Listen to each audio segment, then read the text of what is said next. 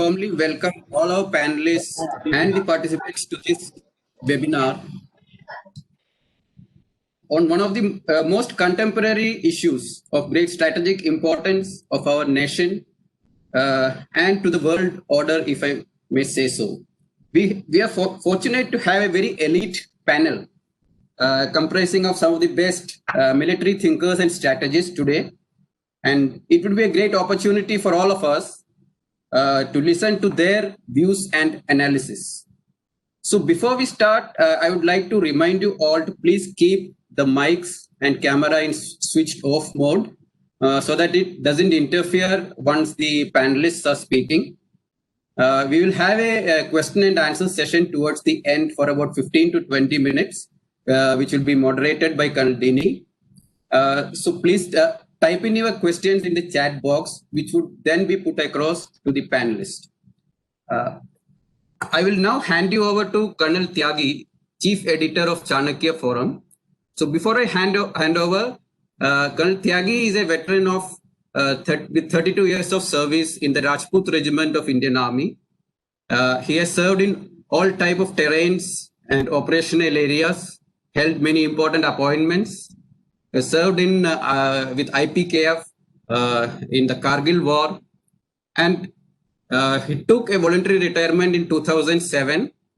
After that, he served with the NSCS as well as the Ministry of Electronics and IT as cyber security consultant. He's a research fellow of USI and also a graduate from the Naval Postgraduate School, Monterey. He's also written a book, The Kargil Victory Battles from Peak to Peak. Over to you, Colonel Tyagi, sir. Good morning, rather good afternoon to each one of you. I hope I am audible loud and clear. Yeah. On behalf of Chanakya Forum, I welcome you all to this inaugural webinar meeting on Ladakh standoff, what next?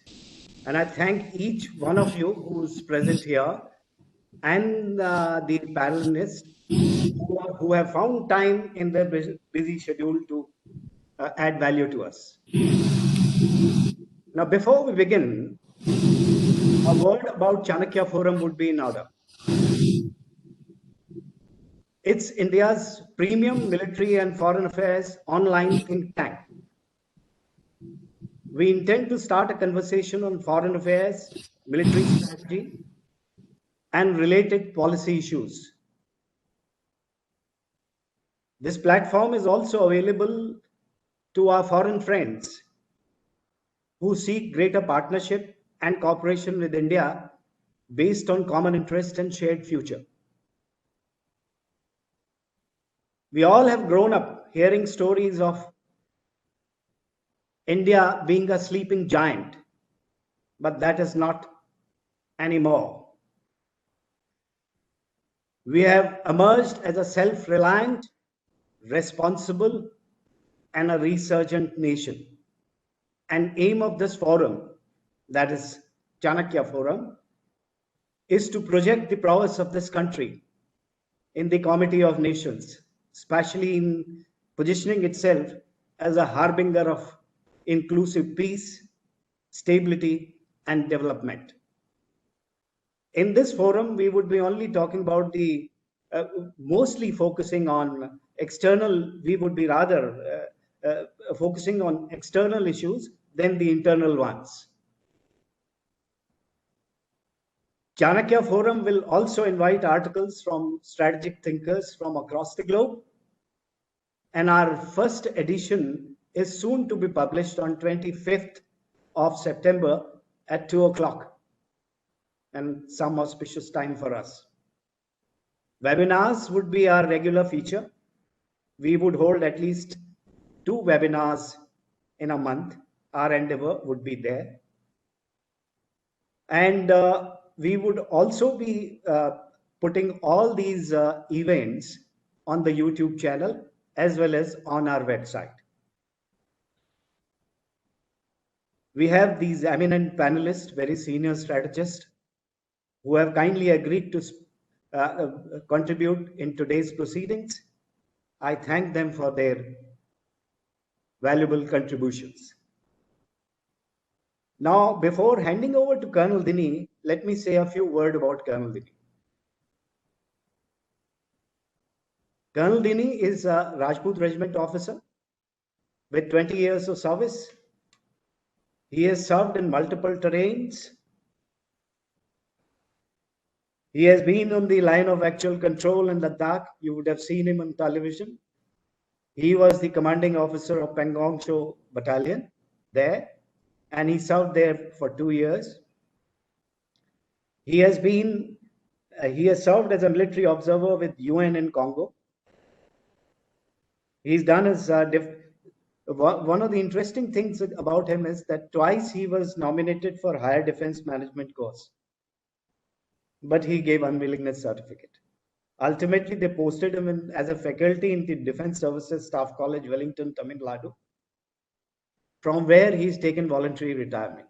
He's been contributing to various magazines, articles in Dina, Lipi, Swaraj, Print, Read.com, USI Publications, Money Control, and Malayalam.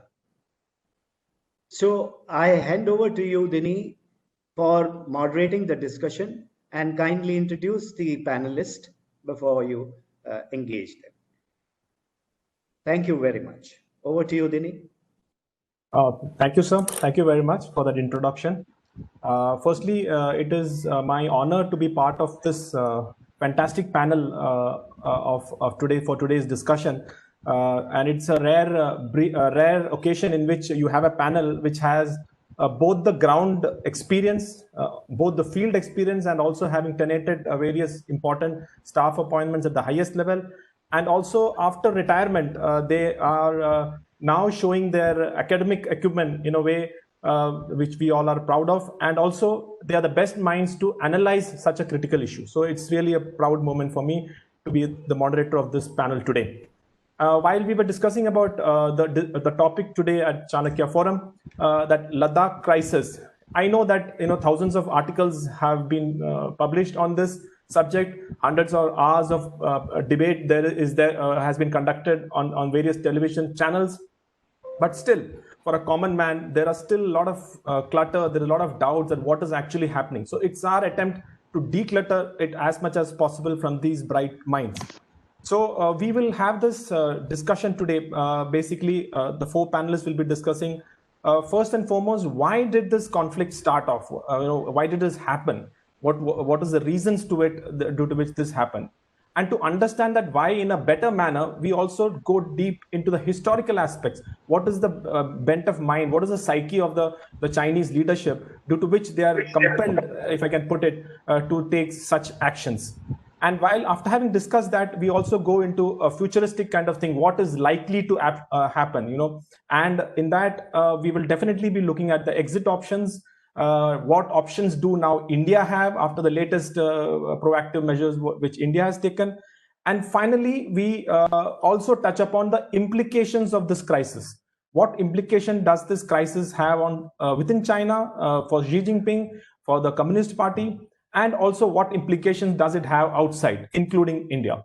So the speaker who would be speaking on why this conflict has happened, and I know that there are many reasons to it which has been attributed. So we will be now requesting Lieutenant General P.R. Shankar, Param Vishish Seva Medal, Ati Vishish Seva Medal. General Shankar retired as the DG Artillery, and he is an alumnus of Defense Services Staff College, Wellington, Army War College, Mao, Naval Postgraduate School, Monterrey, and the National Defense College, New Delhi. He has given great impetus to the modernization of artillery through indigenization when he was the DG Artillery. He has a deep understanding and experience of successful defense planning and acquisition spanning over a decade. Currently, he is a professor in the Aerospace Department of IIT Madras and leads the Tamil Nadu Defense Industrial Corridor. The General writes extensively in all leading publications on strategy, geopolitical affairs, and military issues. So over to you, sir. Thanks a lot, Colonel Dini. Thanks a lot, Colonel Tyagi, and wish you and the Chanakya Forum the very best. A special good morning to all of you, but a very, very special good morning to my old additional MS, General Sushil Gupta, right? with whom I was a small Colonel MS at that point of time. I'm grateful to you, sir, that you could take time out to come and listen to your old officer. What we'll do is we'll go through why China did what it did. Right? I'll share my slides with you, and we'll take off from there. I hope everyone can see this slide. Denny, can you confirm? Yes, sir. We can see it, sir. Thank you. But before I start talking, like they say in the JC course, anyone who's the most Kev Kumar introduces the sand model. So let me do some introduction of the sand model. Right now, just to orient you with this map, this is the center. I'll start from here. This is the Pangong Tso. This is the area north of Pangong Tso, the area south of Pangong Tso. So that's your orientation. Okay. Now the main ranges. This is the Sasarla Ridge or the Sasar Massif, the Changchenmo Ridge, right? Then the Ladakh Range. This is the Kailash Range. And this is the range north of the Spangor Tso. And this is the Spangor Tso. This is the Depsang Plains. Or DBO is somewhere here and the Karakoram Pass there.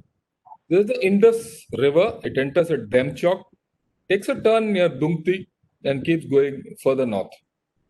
Right. This is the Shyok River, just for orientation, comes, takes a turn near Darbuk, and again flows due northwest. The Nubra, which comes down from the Siachen Valley and joins at Kalsar. So this is the general idea. This is the Aksai Chin area. And this little red line is the Western Highway or the G219. Right? It skirts around the Pangong Tso. And this area is the Rudok, which is their main garrison in this area. Right.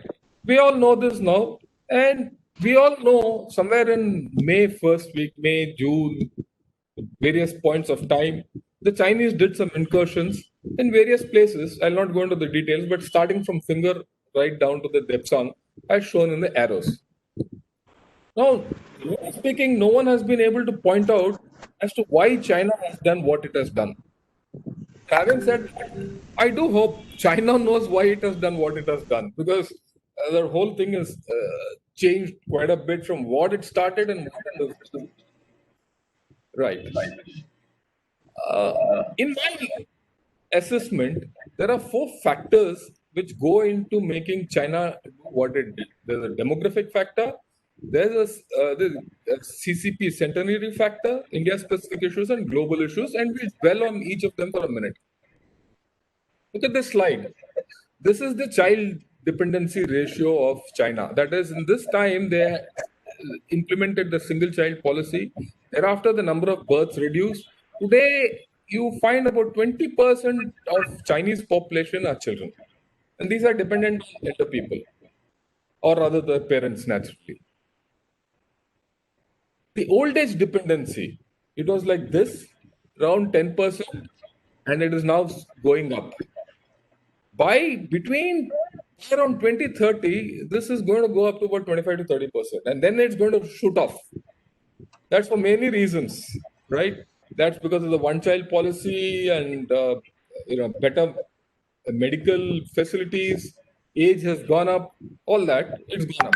So if you look at it at say 2030, you will find that 25% children, 25% old people. Around 2030, 50% are going to be dependent on the other 50%, and it's going to get worse later on. Now, when Deng Xiaoping started his dream of making China into a superpower, he put 2050 as the superpower date or the approximate time. Okay, but once Xi Jinping came into play, he fixed 2030 as a realization of this China dream or get to superpower status. Why? This is it. There's a general saying in the world that China will get old before it becomes rich. And China is now attempting to get rich before getting old. That's the race against time. If China has to become a superpower at this time, with very little headroom for the working population, it will never become a superpower. So Xi Jinping, after taking over in 2013, has, brought all timelines forward. And in a great hurry, to become a superpower, right? Now, which are the two countries which have better demographics? It's only India and USA amongst the bigger economies. India, by natural flow, they're going to be far ahead of the curve, and USA is going to have better democracies because of its immigration policy. Now, China can't take out USA, so the idea is to put down India and to show India down and contain India. So this is the demographic aim, right? India being the major competitor. It's not there written anywhere, but it's obvious. Now then there's this 100th anniversary of the CCP, right, and the PRC, which is to come up next year. Now they're going to discuss this aspiration of the Chinese dream and the great rejuvenation of the Chinese nation. And actually, for the past 5 years, they fixed landmarks in various areas, whether it's social development, education, science, technology, etc., etc. It's been quoted in various, writings in China that Xi Jinping, if he has to become the leader for life and cement his role there forever, he wants to settle the border with China, with India, and as also integrate Taiwan. That means part of the great, Chinese dream. So that brings us to the aim which flows out of the centenary gift to China. Then, of course, there are India-specific factors. We all know we didn't join the RCEP. We've been resisting CPEC and BRI. Article 370, the story is well known. We are interested in decoupling. We also said Atmanirbhar Bharat. We also have denied Chinese investment in India. We've been objecting to their border infrastructure. There is the effect of the DSDAB road on, that is the Darbuk-Shok DBO road on CPC, Tibet and Xinjiang, because they feel that, we could reach out there and foment unrest out there. We've also shown tacit support to Taiwan, right? And they feel that we are also doing creeping assertiveness and salami slicing. That's very funny, but they do feel so. And they want to show that China is still dominant, and they have a domestic audience and nationalism to cater for. So all this goes against India. If they can show India down, great. So the aim could come from here, why they did what they did. Then there are, of course, global factors. They want to show India down as the weakest link of the cord. There's a larger message that China counts. Then they want to target Indo-US ties, Indo-Australian ties, Indo-Japanese ties, which I have not put here. Then they need their own aura of being, regional and global leadership. They have to make some statement. They have to show something. And then, of course, the fact that China is still dominant. Now, if you look at it, all these factors intersect somewhere or the other. Okay, and that brings you to why it did what it did. But then you can't, this is very amorphic, and you can't put a hand on what the things are. So I put it down, broke it down in a different manner. In fact, I've written about it in an article last week, and I've just do a straight lift from there. As far as I'm concerned, the territorial aim could be settlement of the LAC in its own favor before the Indian border infrastructure improves. Because once it improves, it might be beyond China to settle this border the way it wants. And of course, this aim is linked to Article 370 and DSDO road. They want to take revenge on Doklam. That's a very strong feeling within China. Then, of course, there are other things there. And they want to put India in its place through a massive military embarrassment. Of course, then there's the issue of dominance. Assert that China is the most dominant power, whether it's the virus or not. Then, of course, what I spoke, regional and global messaging. India is not a competitor, and they want to break the cord. That they're very conscious of how to break the cord. And they decided some time back that India is the weakest link, because that was how it was felt. But I don't know whether that will be true hereafter. And of course, they want to target all the other links and all that. Then there's an issue of economic aims. They want to ensure how to prevent decoupling and economic relocation. If they can sort out India, economic relocation to other places will not go, because then they can bully the others not to take it on. And that way they prevent a decoupling. Like I said, because we are at the forefront of decoupling and relocation, we have given resistance to all kinds of their efforts at global dominance, BRI, CPC, and that's very strong. If BRI has not succeeded, it is thanks to India, right? For many this thing, and India as a competitor has to be destroyed. Otherwise, it's historically no power has grown without destroying its competitor. Then, of course, the domestic aim virus was there, a lot of criticism. So they have to hype nationalism and divert from the internal problems, right? These are the larger things. But if you take the whole thing, what is the most likely aim? It's a territorial aim. It is the most plausible. And they've harked back. There are writings which are coming out which say they're talking of the Chow and La's green line, right? It's a mixture of all the lines which exist in that area, some imaginary, some real, and some non-existent. But then this entire operation had to be put on tight timelines. They had to exploit shock. They had to give a fait accompli to India, then recover from the whole story, right? They had to pull out of this area and start facing USA because USA was under the viral shock at that point. We're now talking of May, right? Virus had affected, USA had gone down. It was only very logical that the moment USA comes back into the fray, they had to be ready so that they don't get into a two-front situation. But unfortunately, that's what they have not been able to do, right? All I'll say is China has come with multiple aims and with great time constraints. And whatever with these time constraints and aims, it could do what it did only in north of Pangong Tso. It couldn't attempt north and south of Pangong Tso. Right? In my view, it's basic territory grab with the rest of the paraphernalia.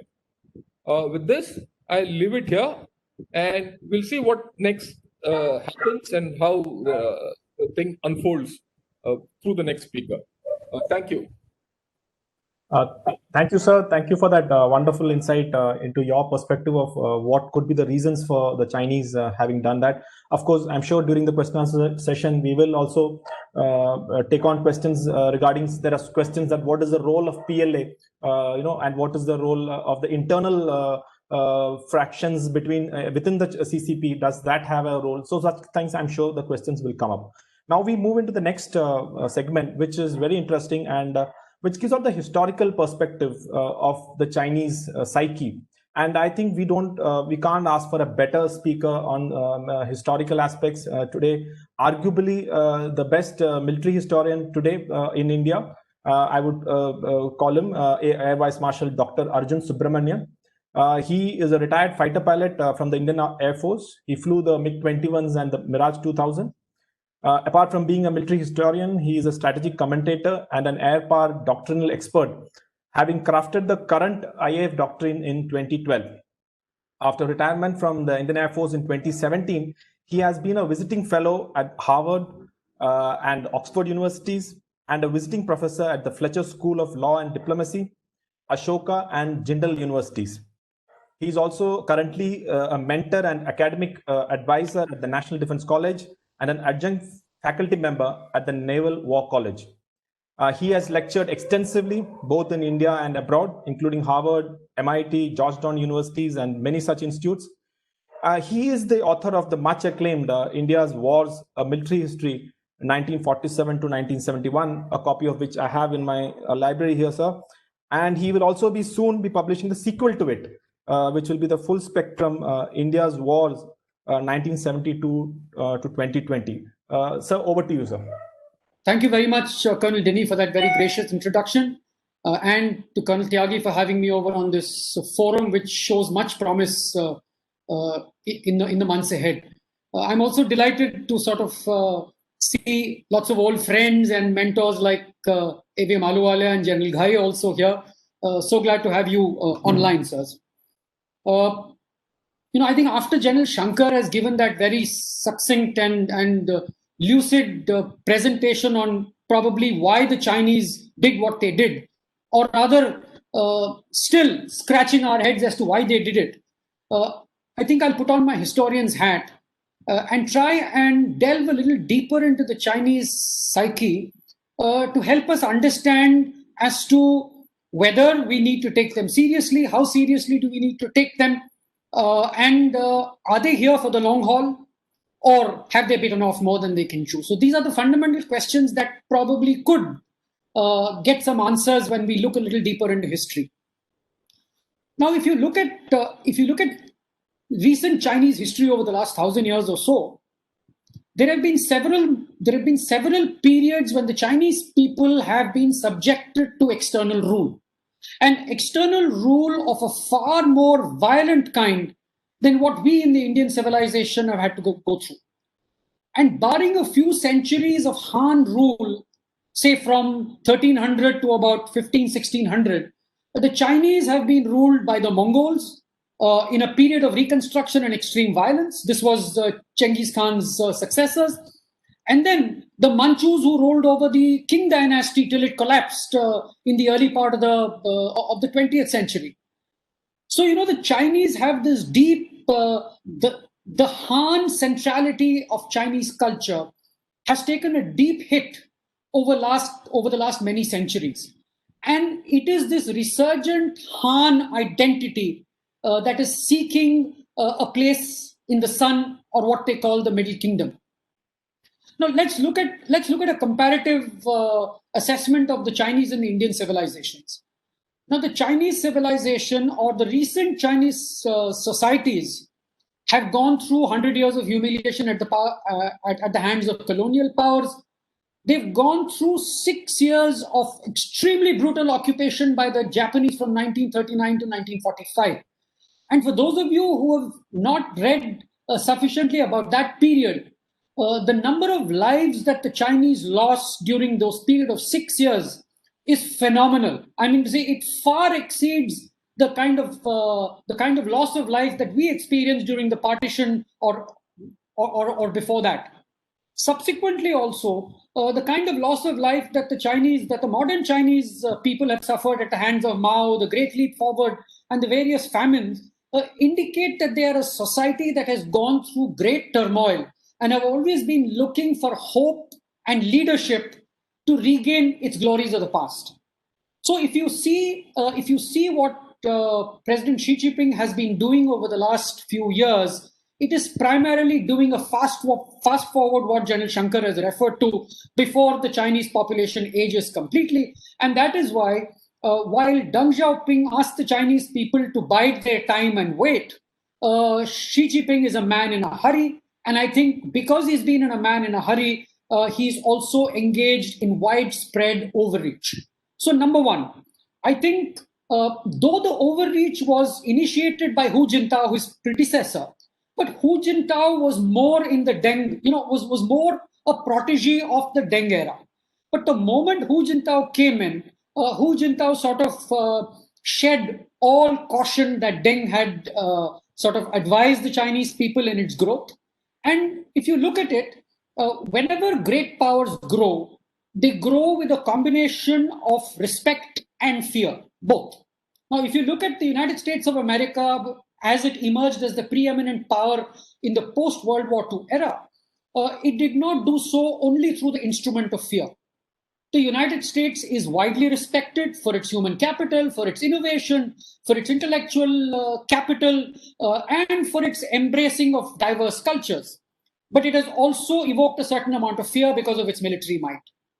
The Chinese, on the other hand, I think have got their strategy wrong because they've concentrated more on spreading fear rather than gaining respect. But actually, deep down, the Chinese want to be respected. And that is why when I spoke to a few Chinese scholars during the time I spent at Harvard, the single strain that came about is that we want to be respected. Our time has come. You can no longer treat us like has been. And so then I would argue, but then you've got to earn that respect. And you cannot bully your way through by earning that respect. Okay, so this is as far as the historical overlay is concerned. I also want to throw a little bit of light on something that has been written about recently by several Indian historians, and that is Mao's five-finger strategy, which I've written about very recently. Now, the five fingers that Mao spoke about were Arunachal Pradesh, or what the Chinese called Southern Tibet, Bhutan, Nepal, Sikkim, and Ladakh. Now, at some point in history, at some point in the past, the Chinese have dug out some kind of archives to say that all these fingers once constituted the periphery of the glorious Han dynasty. And therefore, the larger objective is to ensure that either directly or indirectly or as a proxy, all these five fingers are amalgamated into the Chinese state. So that's another interesting hangover from Mao, which I think Xi Jinping has picked up. The next issue that I want to bring about is the question of who China considers itself to be its main adversaries in the region. Now, in no Chinese writings in the recent past has India figured anywhere in the list of competitors or adversaries. And this is something that I've heard again and again during during talks, saying that, oh, India doesn't figure in the Chinese strategic consciousness. And I have a hypothesis for this. India has always figured in the Chinese consciousness, but China has never felt the need to directly address India, because as it has developed capabilities to counter the United States of America, it has realized that every one of those capabilities can be conveniently leveraged against the Indians without even talking about them. So if you look at it, you look at any one of their capabilities that they've developed, whether it is the A2AD, whether it is their space capabilities, whether it is their hybrid warfare capabilities, whether it is their network-centric capabilities, all of which are actually directed against the United States of America. But on the other side lies India, wherein all these capabilities can easily be focused without sort of tom-tomming about it very much. The last thing I want to talk about is that I don't really know whether the current set of events, starting off from Doklam to Ladakh, is anything more than a series of moves on a complex chessboard.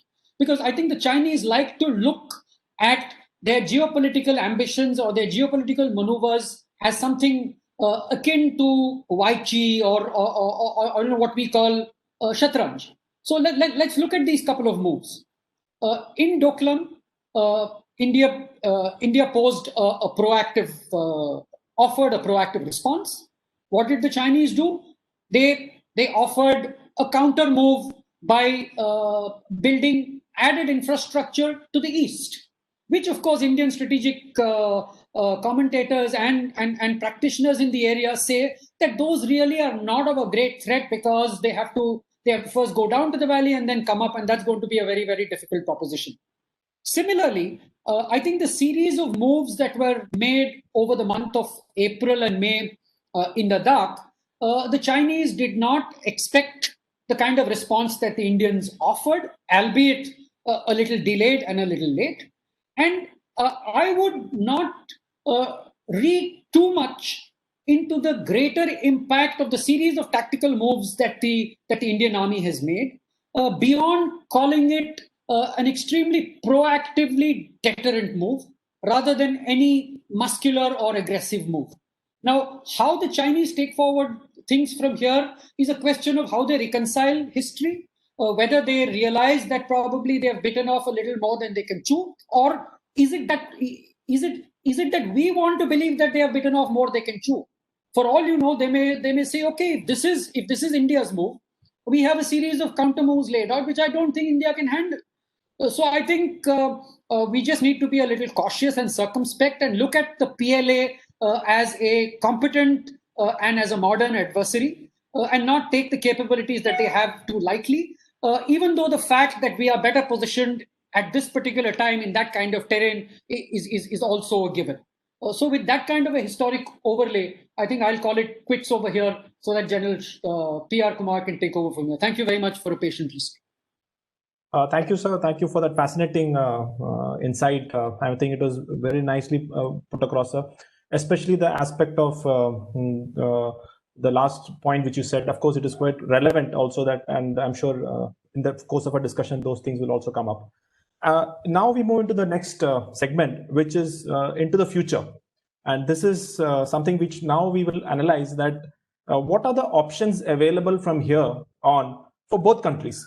And from the Chinese point of view, is he looking for an exit options? Is the diplomatic means, or does he have a military option available with him, or is he thinking on those lines? Is it going to be a long standoff? And what is India looking at? Interestingly, since end of August, have our bargaining changed? Are we now actually looking at any exit options? I think to discuss this, we couldn't have had a better speaker than Lieutenant General P.R. Kumar, Param Vishisht Seva Medal, Ati Vishisht Seva Medal, and Vishisht Seva Medal. He served in the Indian Army for 39 years, and he served as the Director General of Army Aviation, and also the most coveted staff appointment, covering all these aspects, the Director General of Military Operations. And he was also a member of the Executive Committee on Management of National Disasters, which were headed by the Chief Secretary, and was intimately involved in numerous operations like the J&K floods, the Nepal earthquake, and he has an understanding of the management of disasters at the apex level. General Kumar continues to write and talk on international, regional, geopolitical, security, and strategic issues. So over to you. Good morning, ladies and gentlemen. It's an honor and a privilege to be part of this webinar. First and foremost, I must obviously thank Colonel Denny for his very generous words. I must, at the same time, thank Colonel his team. First and foremost, it auspicious start on a very hot and contemporary topic.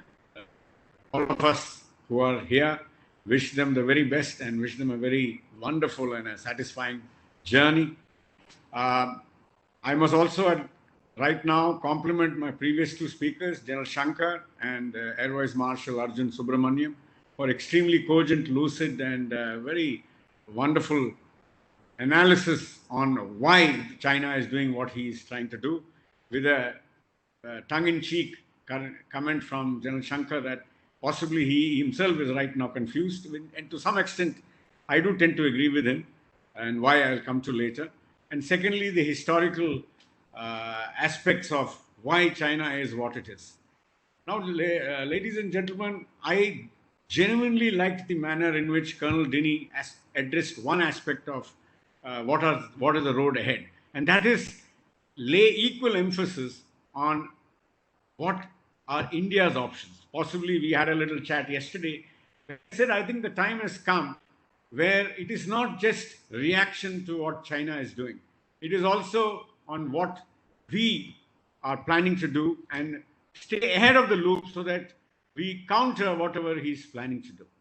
Keeping that in mind, there are 3-4 small things which I think is essential before I come on to the subject proper. First and foremost, while it has been said so very early, I'll address AVM Arjun's point first, because that has also been one of my very major points, that he is a very modern and very powerful country where the asymmetry, both in terms of economy, in terms of technology, in terms of military power, as a holistic part, is quite wide between India and China. And we must actually respect him as in any adversary or any context. We must always respect our adversary and expect him to do the unexpected. Concurrently, it is very important for us to realize that neither is he 10 feet tall. And what is even more important, which Colonel Denny, who has just exited from those areas having commanded a battalion there, is a very important statement that we are now equally confident, equally capable, and it is no longer the times of yore. Our troops do not view them as 10 feet tall, and we do not see the ghost of 1962. Having interacted with quite a few field commanders and all that, they are extremely confident and feel that they are capable of meeting any challenges. And right now, currently as we speak, with them having acclimatized, having logistics, having built up, I feel they are in a position to handle the situation, not only in East Ladakh, and like any good professional armed forces, I would say, not just the Army, the Air Force and the Navy is doing their bit. We are ready for any other contingency, not only in the East Ladakh sector, but in other sectors also. Now, one point again one must analyze is that he has not come to India alone. While General Shah focused on this aspect of East Ladakh and India, this is a move during COVID. I will not call it post-COVID because it is not yet post-COVID. In fact, we are in the thick of COVID. all globally. He has come here in the South China Seas, Taiwan, world forums, international organizations, bullying Australia, Japan, Korea, firing at ships, and has quite annoyed the rest of the world. He has also come on to India, onto East Ladakh, onto the line of actual control, including North Sikkim at some stage or the other. As of last date, as for some of the columns, he is actually in confrontation with more than 27 nations. For a country which has a China dream, for a country which has global aspirations, which now in his own heart feels that it is more than a peer competitor to the United States of America, I don't think it is a journey which he will do to reach his China dream. So he has overstepped his line, which has been brought out by my predecessors, both the speakers. And we now see him as a person who is now going to review whatever was the strategy. This is, if you analyze what he does earlier, this is a sort of staple modus operandi as far as China is concerned. Whenever he wants to create a confrontation and a competition. Today, ladies and gentlemen, the world has got 4 spheres: cooperation, competition, confrontation, and if required, even a conflict. Even a smaller nation, because we are looking at a multi-domain conflict scenario, a multi-domain environment where the military is one of the major constituents, but all the other constituents of diplomacy, economy, information warfare, media, psychology, all these are equally important. So while this is happening on the line of actual control, all the other domains are being addressed by him and by his client state Pakistan onto India. And similarly, we are doing the same. So what he does is, what he has done as far as India and in East Ladakh is concerned, he has used all the other domains to pressurize us. He has amassed his troops, and as far as is concerned, even his flotilla in the South China Seas. What I mean is both the South and the East China Seas. There concurrently, he is fighting his 3 Ws of media, psychological, as well as legal warfare.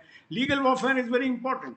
He keeps drumming into the international community, to his own public, and of course to the adversary which he is actually focused on, that they have a historical, cultural, and legal right to do what they are doing. And the land which he is looking at, whether it is Arunachal Pradesh or the portions of the LAC which he has not yet clarified, or which, because it is not yet delineated or demarcated, that they are actually his legally. And so we should willingly give up all of this and do him a favor by vacating our own territory. So right now, with this situation, where does he stand? Because the Indian Army has totally taken him by surprise on 14-15 by our own confident and very, very aggressive actions. And by preempting and occupying the Kailash range, we are in a very good defensible positions. So anybody would analyze that there are 3 possible scenarios.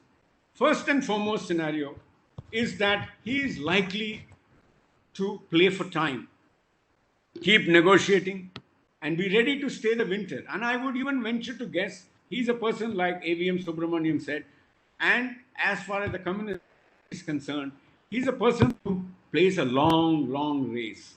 He's in for the long haul. So one of his options could be that he continues this cat and mouse game, where I would, as I have written in one of my articles, that in a way, people may be hesitating to call it that, but as of now, at least in East Ladakh, the LAC has virtually become the line of control. So he continues the game which we play with Pakistan in the line of control, where it's a game of moral, psychological, physical domination. We could expect a shooting war, totally tactical and localized initially, where India too may not be in a hurry to increase or escalate the ambit of that localized war. We are very capable. I will come to that a little later.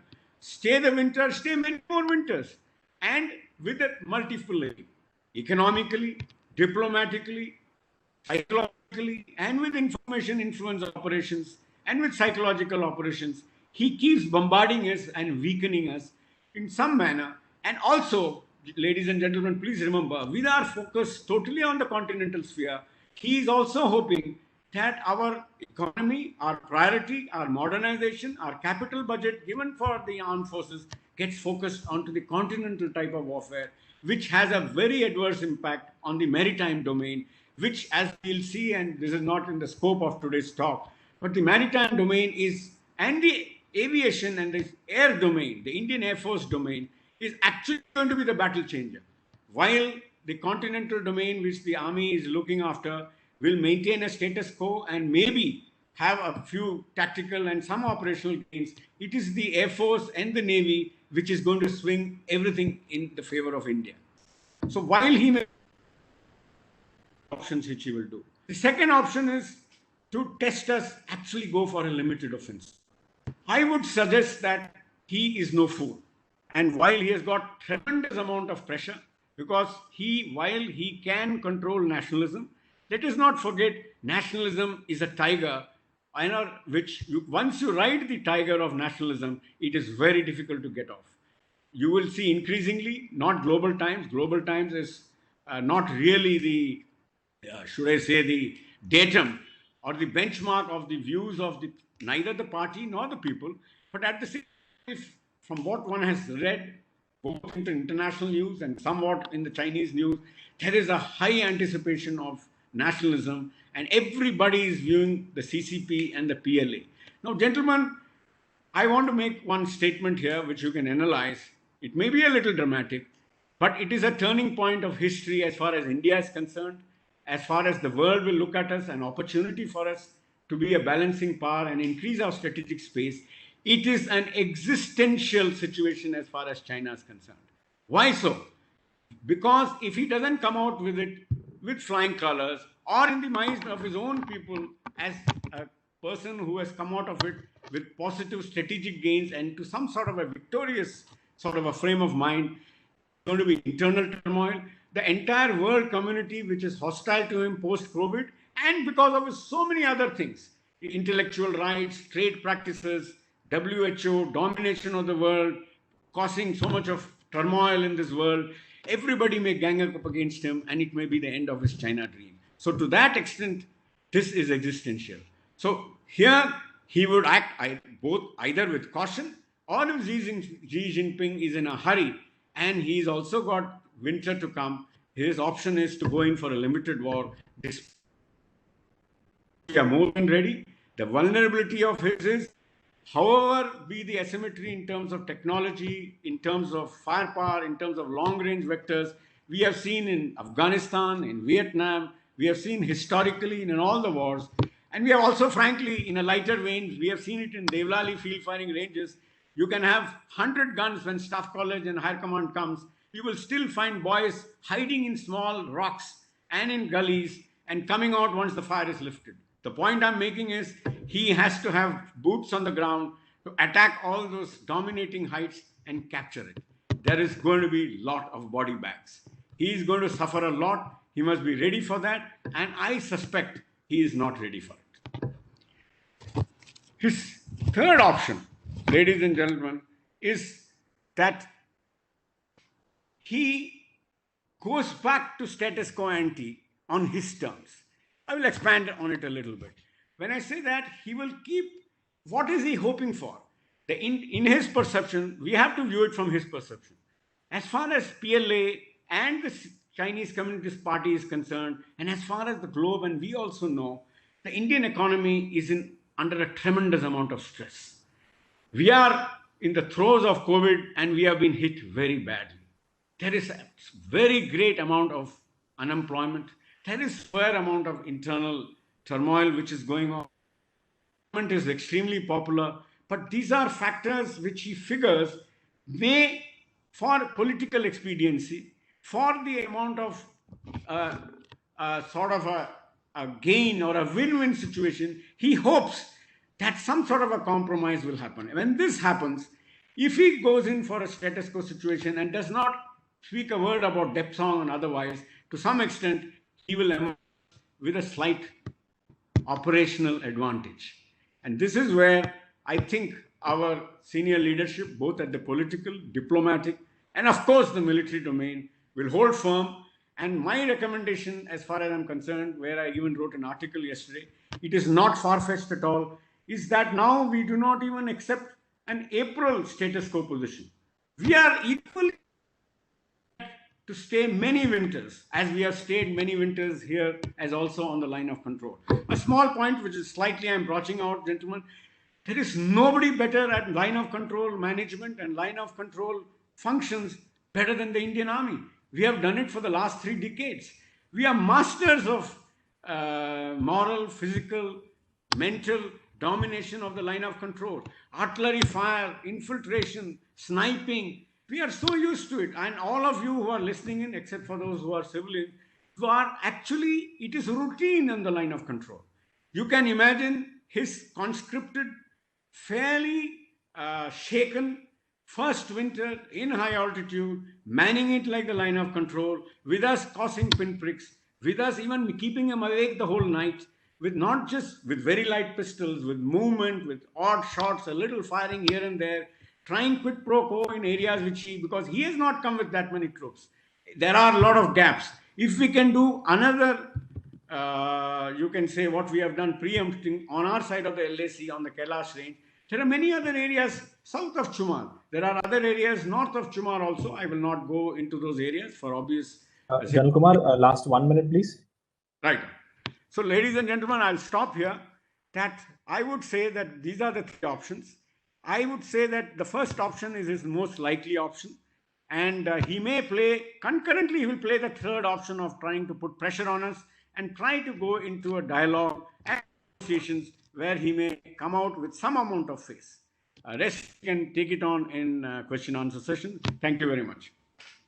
Thank you, sir. Thank you for that wonderful, again, brilliant analysis. And I think coming from ex Director General of Military Operations, it just gives a perspective.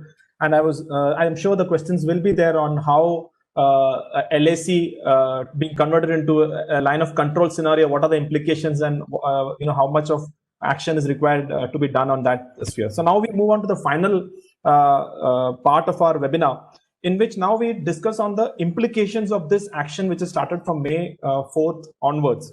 What are the implications within China?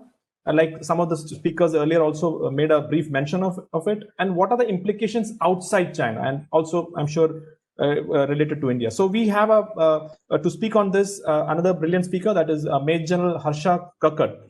Major General Harsha Kakkad was commissioned in the Regiment of Artillery. He was the head of the Department of Strategic Studies at College of Defense Management, Secunderabad. He has served with the UN in Mozambique and attended the National Security Studies course at the Canadian Forces College in Canada. And incidentally, he was the first Indian to attend the course. He is a founder member of a Lucknow-based think tank, STRIVE, which stands for Society for Transformative Research and Veteran Empowerment. The General also contributes extensively for newspapers, magazines, and online newsletters. So over to you. Thank you, Denny, for your kind words. Colonel Tyagi, sir, thank you very much for having given me an opportunity to be here. We wish you, and I'm sure Chanakya is going to fly. At the start, let me say a lot of what I am going to cover would be linked to what has been spoken by my very respected colleagues. And in fact, all of them, apart from being senior, both General Shankar and P.R. Kumar serve very, very closely. Let me start with the first sentence. When a leader like Z has come to the stage, when he actually rules China like a king, his word is law. What is he looking at now? He's looking at his name coming down in history books as the man who solved all of China's issues and left nothing for the others to come in. One of the reasons why you've suddenly found a spurt of movement, whether it's the 9-dash line, whether it's Taiwan, whether it's India, it's pressure on Bhutan, buying in Nepal almost through Pakistan. Today, he actually owns Pakistan. I mean, it's another province because there's no one else who's giving him even a penny to survive on. Now, if you look at this as a base, it means that all operations that have been launched in Ladakh, and today there is movement towards RAL, has all been directed by the CMC, all by Z. And what they've achieved so far, other than a few bullets in the air, which was a recent issue, was without firing a single round. What would have been the next stage had we not landed up on Kailash Ridge? Could there have been a movement towards the Chushul Bound through the Sangbur Gap? Quite possible. The fact that you went in there, you put a block because all he was talking about was disengagement. There was not a word on de-escalation. And whenever de-escalation was spoken, it was ignored. So what would have been the end result? India this year? Possibly Taiwan? So what was his banking on the Indian concept? You take Doklam, you take Sumdrong-Chu, you take Depsang, you take all other incidents that we've had so far. What has been the Indian strategy? Talks. It's taken years to resolve in some cases like Somdrong-Chong. At times it's taken a few months. So what have we done? We've never moved offensively. We've only gone in for talks. And look at Jaishankar's statements a few days before the Kailash range. It was that diplomacy is the only answer. So China was certain that what we are going to do is diplomatic, and they could afford to continue to delay and hold on. This was the strategy they had taken. That is why they refused to de-escalate. That is why they refused to pull back. And the only places where it pulled back was to create a zone of disengagement so that there is no clash like Galwan, which will hurt the Chinese more. It became complacent because it knew India is not going to do other than talks. When it got hit by the Kailash Ridge incident, what happened? The entire plans of Z went into the dustbin. If he now had to push forward, it was either clear the main defenses or possibly sit back, continue with the escalation. That is the reason why you suddenly found multiple levels of talks for almost about a week. Every day there were brigadier level talks. It went on for over a week. Propaganda warfare coming in from the Chinese media doubled. Comments by the Indian ambassador asking India to withdraw remained. And India's refusal only added to their problems. Why is there a current delay in military talks? It's because China is still evolving strategy. How do you get India out of the area? How do you regain the advantage? Possibly without any firing or suffering casualties.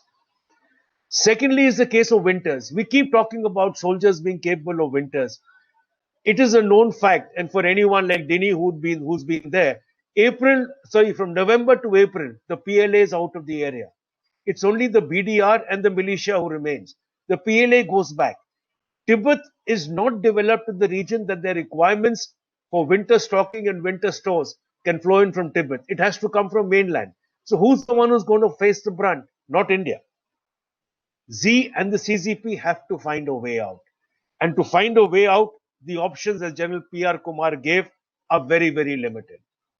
So whatever were his plans, as far as this was concerned, it's gone. China has always been hiding its losses. Let's accept it. Acceptance of body bags in the one-child policy is a problem with 6 adults looking after each child. From what inputs flew from the Chinese side, for those casualties at Galwan, the reason given in Weibo and WeChat within China was it was the cause of a bus accident. Now, this is the impact. But as far as Z is concerned, how do you damage Z's standing? The moment CCP is impacted, it is Z who gets hit. The target is not Z, the target should be CCP. Now let's look at this on the other conflicts or the other issues of trouble within China and around. As far as the Yugins are concerned, in my opinion, it will not have a direct impact. It's too far from the scene of action. Yes, in case the PLA does suffer casualties, it may have a different impact. Tibet could see some sort of build-up of resistance, especially as word of the involvement of the SSFF goes through. And the more incidents or reports or the videos of the SSF soldiers unfurling the Tibet flags in their current posts start spreading within Tibet, the propaganda machinery is going to move in a reverse direction. And in case the SSF is able to break a collection of Chinese attacks on the posts wherever they are in today, you can see the morale change within Tibet. Hong Kong, yes, as Chinese body bags start flowing back, you're immediately going to find a morale booster within Hong Kong. These are going to be definitely there. What about within the ASEAN and the Asian region? Even a stalemate as it exists now, or breaking of any Chinese assault, would change Indian standing as the way General Kumar covered. It will definitely tarnish the image of the PLA. In this scenario, Chinese options are very limited. And these options have been well covered. I'm not going to start creating them. The fact has been that Z made a mistake. The CMC made an error in misjudging Indian options. There are reports heads have rolled and more will roll. What about India? What's the impact for us? This Indian approach is an open display of our confidence, especially with us undergoing a raging pandemic and a dropping economy. There's no doubt it's the willingness of the government to refuse to bend. Currently, globally, the standing of India and its forces is at an all-time high, basically because we've been able to stand. When we had the casualties in Galwan, you realized no South Asian neighbor offered condolences. Basically, they were waiting to watch as to how India would react. The fact that you're now in a very strong position, you would find the tilt shifting towards India from what was a mediocre or a middle standing. Now, what should be our future actions? We are decoupling the economy. It must continue. It would be slow. There's no doubt painful, but it is a necessity for the long term. We have to pay the current costs if you want to have better control in the long term. Banning of Hawaii, if we haven't done it till now, I think it's about time it should be done. As far as talks are concerned, we must not rush. Let the Chinese ask for it. Today, we are in no hurry. Let's accept the fact that the military level talks that are being proposed and the WMCC talks that are being proposed are only avenues to convey messages. We could be far better employed by using the ambassadors of the two countries. Why are we not tapping the true diplomatic means that exist within the two countries? Another fact which General Ved Malik has also been insisting, that army representatives must be part of all talks, whether it's at the diplomatic level, whether it's at any level. We cannot be left out of them. Now, as far as we are concerned, and General Kumar has said, I want to go further, there is no question of temporary solutions. We've done that for decades. We are now in a position, let's hold on to it, whether it's one winter or a collection of winters, withdrawal only once the LAC is delineated, despite the time it may take. Let's face two facts. We took Siachen in 84. We regained Kargil in 99. We've got troops on those heights. We've not been able to resolve the border with Pakistan. We are maintaining the troops despite the cost of human lives, despite the cost of the national economy. The reason is very clearly that these are essential to hold. And the same should be here.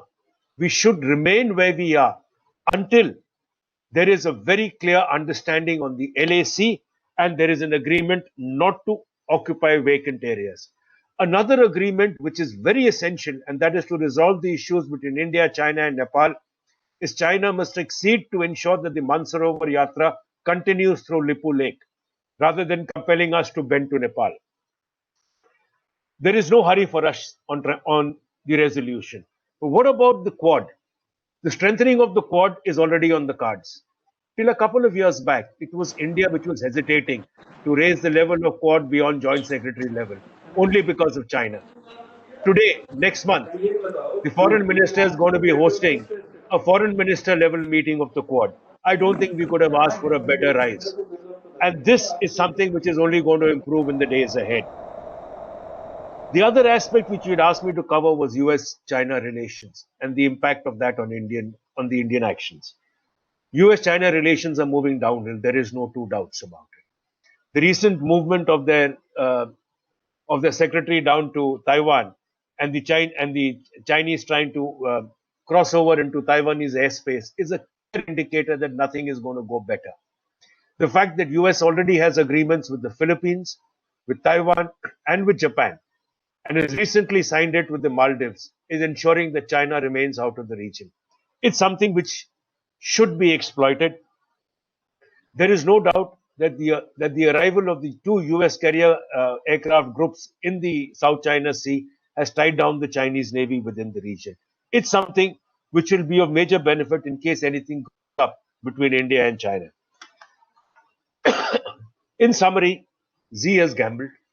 He's employed the PLA, war-gamed Indian strategy based on past experience. The altered Indian approach that we took has shaken the Chinese top brass. The options are limited for resolution. His intention to push India down is not succeeded. For once, after 1979, the dragon has been stared down again, and this time by the elephant. I think the dream of the dragon of becoming all powerful is now at risk. The stature, the standing of the PLA, and rising discontent within the CCP of not having succeeded where it attempted to are all going to add pressure on Xi, especially with US pressure building, one China policy in the doldrums, and a lot of other internal issues now rising. So possibly the celebrations that Xi was looking at are now no longer in the cards. In case the Chinese forces are hit by the SFF, it's only going to build up more.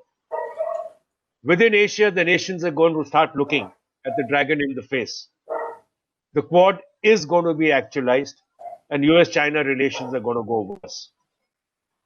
The question remains finally, how will China act? The ball is in their court now. Thank you. Thank you, sir. Thank you for that.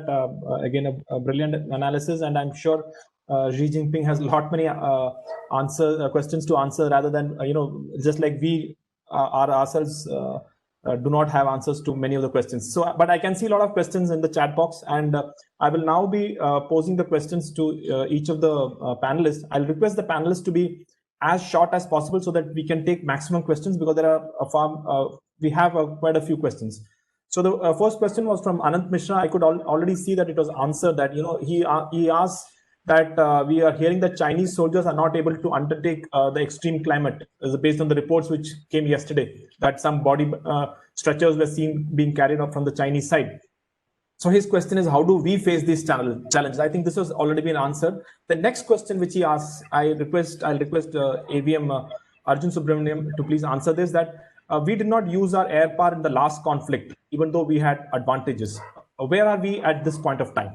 So. Yeah. Okay. Can you hear me, Dini? Yeah. Okay.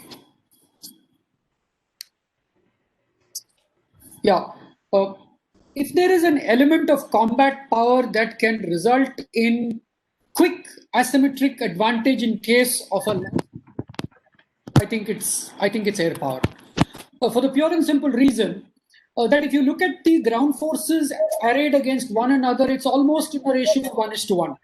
So I don't think any one of either the PLA or the Indian Army can expect any deep thrusts. I don't think it can expect any tangible gains on the ground. It's going to be a hard-fought attrition battle on the ground, which of course the Indians are better prepared to tackle because of their experience in combat and the PLA's lack of experience. But if there is an asymmetric advantage to be driven, it is through the application of air power in the only way that it must be applied, and that is offensively. Now, how do you think the Indian Air Force is going to use air power? I think the Indian Air Force is going to use air power to impact the battle in the TBA and in the vicinity of the TBA. I don't think the Indian Air Force is going to have any grand plans of attacking large infrastructure targets or targets in depth, because they are not going to offer any kind of advantage to the immediate battle. So I think the Indian Air Force has come a long way after Kargil. It understands that limited conflict is always going to be a sequential, is going to be a parallel conflict. And I think I stick to my original sort of phrase that if there is any asymmetric advantage to be driven in a like conflict, I think Indian air power is ideally positioned to offer that, and we would do well to look at employing Indian air power offensively in the TBA, in and around the TBA, and in medium depth. No grand targeting deep inside is what I would think should be done. let me just take this opportunity to also look at the strengths of the PLAF. I mean to say, let's also accept that the PLAF is very strong when it comes to its air defense environment. It has laid a fairly elaborate air defense environment in Tibet, comprising of the S-300, the S-400. They've moved forward elements. So it's going to be an air war is going to be initially strength versus strength. The strength of the Indian Air Force lies in its aerial capability and its aerial delivery of weapon systems. The strength of the PLAF lies in its ground-based air defense environment system. So it'll be interesting to see how that plays out. And let's not forget that with the Chinooks and with the Apaches also operational, there is a big advantage that India's rotary wing fleet has in terms of supporting and in terms of special forces operations and other missions that I think the Indian Air Force has gained a lot of experience in recent times. I suggest that the questions be read off from the chat box directly and answered while Colonel Ginny comes in. Yeah, thank you, sir. I'll take this on from here till the time Dini is able to join back. Thank you, Air Marshal Subramaniam, sir, for answering that question. So next question is by Mr. Partha Ghosh, addressed to General P.R. Kumar. Pragmatically, do we feel we have proactive option except Malacca Strait? Biggest proactive action I think we have already taken, shedding trust on China and not trusting Russia for feedback on Chinese, relying more on ISR capabilities along with 5I. So this is the question from Partha Ghosh. Can you hear me now, sir? Yeah, we can hear. So I put across the Partha Ghosh's question. You okay, can, sir. Yeah. Okay, sir. I'll have you asked the question, sir? Should I ask a question? I think you can ask it once more. All right. To General P.R. Kumar. Sir. Yes, sir. So this question was to General Kumar, sir. Partha Ghosh wanted to ask whether the only proactive action we have is it the Malacca Strait? Do we have a proactive action other than the Malacca Strait? Is what his question was. This question was to General Kumar. He's not there, no? I'll take it on. Don't worry. Okay, so yes, sir, General Shankar, sir. Look, there are a lot of proactive actions, a lot of proactive options across the entire LAC. Malacca is a geostrategic option. It has got a lot of problems. Why go that far? Within this area itself, we have proactive actions. In fact, if you read today I put out an article which is on my blog. Have a look at it. We have options within. We don't have to go that far. So I leave it at that. We have a hell of a lot of options.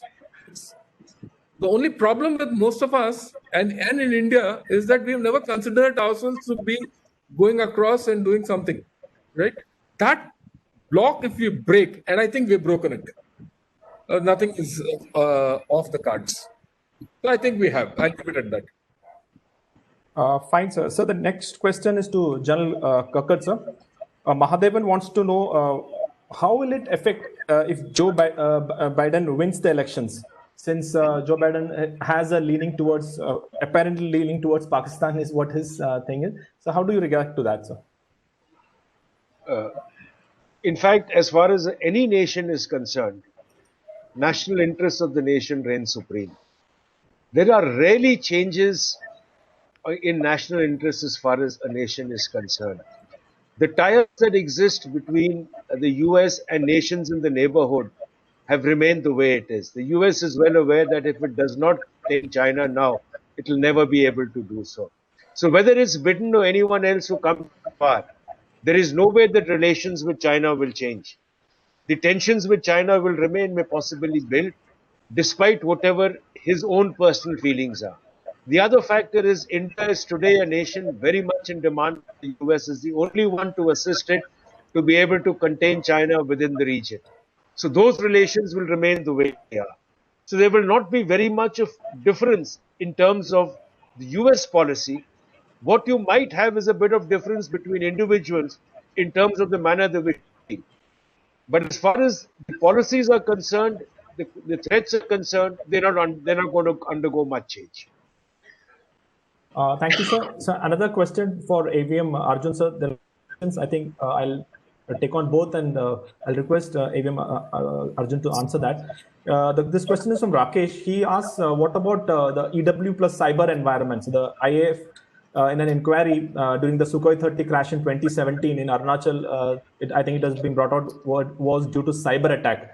So even after the Balakot, there has been a need felt for about EW. So are we better prepared now? That is the first question, sir. And also the second question, which Jagan is asking, is that a lot is being said in Chinese media on the J20 versus Rafale and Sukhoi 30 MK. Can you please help cut the clutter on this issue, sir? Yeah. Okay. Let me address the first question. Well, I'm not entirely aware of the findings of that court of inquiry that explicitly state that the crash was due to cyber. These are this is part of the hybrid warfare strategy that looks at India's vulnerabilities against possible attack. But let me also tell you that I think Indian networks, particularly the service networks, have been quite robust. And there have been very, very few cases of breach or taking down of systems within India by Chinese hackers. So on that count, I think there is something that needs to be said, is that of course our EW and our cyber systems need a lot of hardening. But at the same time, there's not, one need feel too despondent of our vulnerability to Chinese cyber attacks, because there haven't been too many vulnerabilities that have come out over the last few years. When it comes to network system, of course, network-centric warfare is the thing which is the way ahead. And we do have the IACCS, and we do have a number of network-enabled systems on which the Indian Air Force's combat power is reliant on, and it's a proven system. So I think we can be reasonably sanguine that networks and network-centric warfare is something that the IAF is fairly acclimatized with. Talking about the J20 and the Rafale matchup, I think it is mere hype to match two platforms of these kinds together. You have to remember that neither is the J20 nor the Rafale going to operate in isolation in a one-on-one engagement. Absolutely not. All these high-quality systems are part of an ecosystem.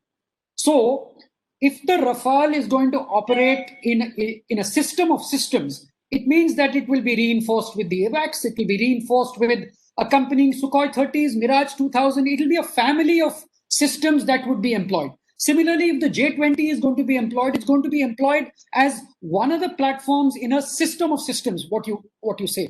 So I think it's a facile argument to match up these two platforms one-on-one. Both the platforms are good platforms. And one has to look at it that a Chinese fifth generation platform can be comfortably equated to a high-end fourth generation platform of Western origin. So in that way, the Rafale is practically on the same plane as the J20. The only improvement which the Rafale has is that it has far better EW systems, it has better weapon systems, and it has the Meteor, all systems which have been proven. Let me just amplify on that. The Rafale has been proven over Libya. It has been used in Mali, whereas the J20 is largely unproven and based on reverse engineered technologies. Thank you, sir. So the next question is to General P.R. Kumar, sir. So this question is from S.K. Jaini. He asks, are we prepared to deal with a full-scale response from China? If Xi decides to evict us from Kailash range by force, why are we counting on China not capable of taking casualties? Will we not make similar mistake as China has supposedly made by expecting our response to be purely diplomatic? So, right. I think that's a very interesting and a very relevant question. You must all have heard of the oft-made statement, including the Chief of Defence Staff statement, that India is in a position to take on a two-front war. Very colloquially and very often it is referred to also as a 2.5 front war. I will not go into that. The half front is more of the security situation. If it is basically in J&K, it will be more to do with the internal security situation in the Union Territory of J&K, and very little as far as Ladakh is concerned. Now, ladies and gentlemen, we have got two neighbors who are our adversaries, and you can virtually call them now enemies. For many, many years, we have a boundary dispute with them ever since we have got independence. And so, our very focus and our challenge of our armed forces has been to do the capability and the capacity building for a eventuality, which is a major challenge for a two-front war. So I will currently just restrict myself to say that while it is a challenge, there are very many methods of going about it. There is always a method of looking at the principal opponent or the major opponent and a subsidiary opponent. It's like boxing, or it is one person who is a karate expert who meets 2-3 people, with one person is the bigger fighter. You keep one at bay while you correspondingly increase the pressure and your comprehensive military power onto the other front. And that is a manner in which there are contingency plans which is existing in all three military operations directorate, where we are very much capable of facing both the front. Now, coming on to why are we all the time thinking that China will not be able to take casualties? We are not saying that at all. This is just a speculation that the probability of China, because of so many reasons as elaborated by all the speakers, that they will not count on it. Please remember, just like if we carry out proactive operations against a weaker nation, I will not like to name it, a stalemate, or when it is a neutral aspect, it is considered a defeat for the larger power. Larger does not necessarily mean larger geographically. Similarly, there is no doubt in the world that China is an emerging superpower. Incidentally, in the 2017 National Security and the National Military Strategy of the United States has openly classified China as a peer competitor, as a peer power. So when China comes to us, he will think 10 times to the end state that will he be able to take us on and go out strategically and operationally victorious in mountains which eats up troops, which mountains in those altitudes which require a 9:1 ratio. Despite all the long-range weaponry, the Air Force and everybody else, we have also come with our full complements of potency and power. And so I think we will be able to contain him, and I am assured the audience here that we will not give an opportunity for any military embarrassment. Thank you. Thank you, sir. I think we have time for two more quick questions, and one to General Shankar and one to General Kakkar. To General Shankar, do we see, this question comes from Brigadier Arvind Dharanjayan. Do we see the Quad being the catalyst for the US version of String of Pearls to contain China? Could you just unmute yourself, sir? General Shankar, sir? Yeah, can I hear me? Yes, sir. How the Quad is going to, pan out is little hazy as of now. The Quad has its own problems, and we also have a problem with the Quad whether we want to go into the Quad fully. While the foreign ministers can meet and A, B, C, D, E, this is event based. If this event passes, and the Quad might take a different turn. So I think Quad is an evolving phenomenon, right? So I will not say that will it take String of Pearls kind of a posture or not, and all that is to be seen. But having said that, at this point of time, the Quad is cooperating. Right? I mean, the way I look at it, the Quad has genuinely put China in a two-front situation. And if the issue is coming up, China might be in a three-front situation also, because it's got some issues with Japan also. Right? So it's not as if it's going to with this thing. So the Quad is cooperating. Let's see how the Quad takes shape after this whole event is over. This event might take a year, 2 years, right? If something happens at the end of the day, let's see. then of course you have to understand that the USA wants a NATO-like alliance out here. Whether India will be comfortable to get into a NATO-like alliance with, given our own history of non-alignment and our historical friendship with Russia, is a question to be answered so far. And our relationship with Australia is also evolving. It's just started. We've had not a great relationship with Australia so far. So a lot of ifs. The chord is there. Yes, it's a good idea. It needs to evolve. How it evolves will a lot depend on how this whole issue is taken forward. I hope I've answered the Yes, sir. question. Thank you, sir. Thank you, sir. Now, the last question, although, ladies and gentlemen, there are a lot of questions, but due to paucity of time, this will be the last question. This question is to General Kakkar. So this question comes from Karthikeyan. He says, can India leverage this situation right now and drive China to come to the table to find a lasting solution to the Indo-Tibetan frontier? And he also makes mention that can Tibet be considered as a separate entity? Can that be considered as an option for India? So over to you. I think it is rather early for us to be taking that, to be really moving towards that stage. It's just begun. Let us see how talks proceed further. Because in my opinion, you've now put China on the defensive. It's now China which is going to react. The ball is in Chinese court. How are they going to move? Are they going to proceed for talks? And like I said, this time, now that you're in place, we should not look for temporary solutions of the LAC being where it is earlier and pull back to the LAC. No way. Because the moment you do that, the positions that you're holding today will go overnight. So as far as India is concerned, the gains that you made, gains which you may make further, they must remain in place. It must continue till the time we get a final delineated LAC. It may take years. From 84 till now, we are sitting in Siachen. We haven't been able to resolve it. So we may be sitting here for the next 3 decades. The question is, that should be our intention. That should be our final aim. We may have 2 LOCs. It's just bad luck. As far as Tibet is concerned, I don't think by pulling out now, by saying that let's resolve Tibet or Tibet is an independent nation, at this stage, no. Which is one of the reasons why the Prime Minister did not respond or did not retweet the Dalai Lama's birthday wishes to him.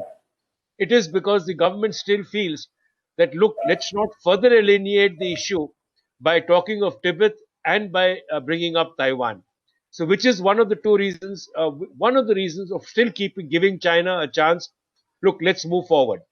If it doesn't work, then possibly this may be the next step. Thank you. Thank you, sir. And I can see a lot of comments already coming in.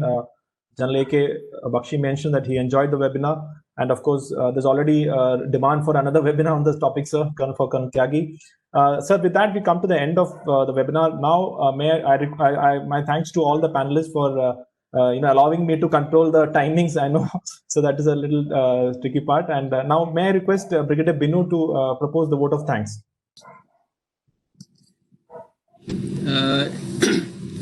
Yes, thank you, Colonel.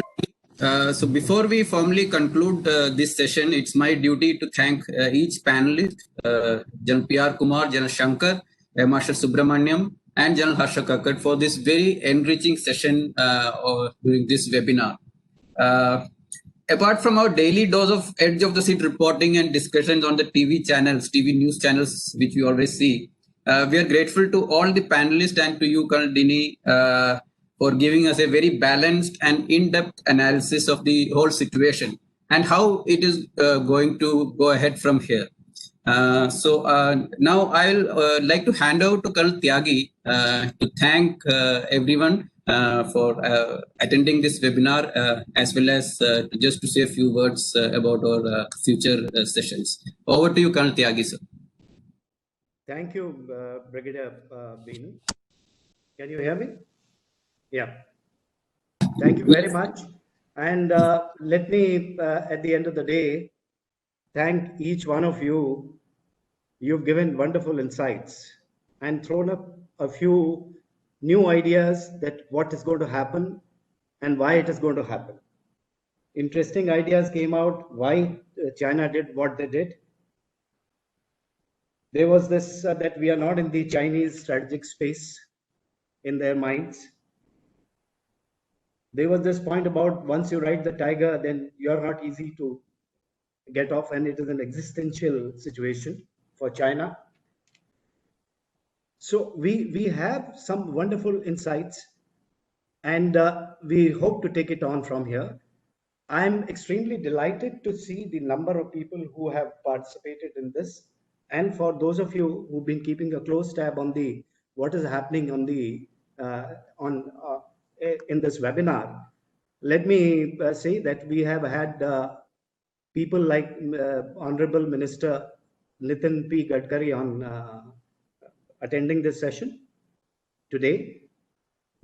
I also thank the people who have joined, like mentors, General Sushil Gupta and General Bakshi, and friends like Navkiran Ghai, all those who have taken part in this.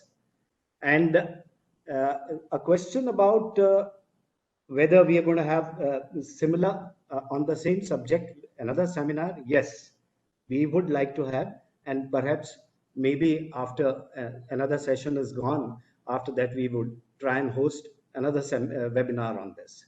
We would also be having, time permitting and the COVID situation permitting, something on it or on the similar lines in Manekshaw Center in Delhi, sometimes in December. So I hope you enjoyed it, and I sincerely wish to thank each one of you, and especially the panelists and the moderator. And above all, I also thank our team, which has made it happen today so successfully. Thank you so very much, and look forward to seeing you again in our future seminars. I would like you all to contribute your articles and your views in our Chanakya forum as and when you can. Thank you. Good day.